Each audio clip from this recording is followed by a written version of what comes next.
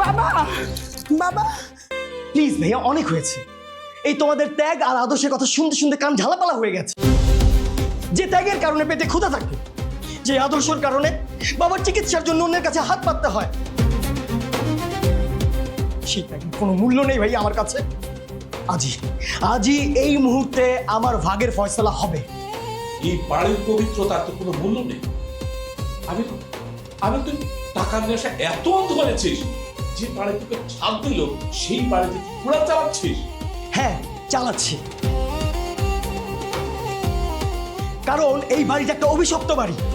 এই বাড়ি আমার কি দিয়েছে? আমাকে ছোট ভাই আর দরিদ্রতার মধ্যে রেখেছে। আজই আমি এই জরাজীর্ণ খাঁচা ছাড়বো। আর যাওয়ার আগে আমি আমার প্রাপ্য হিসাব বুঝে নেবই।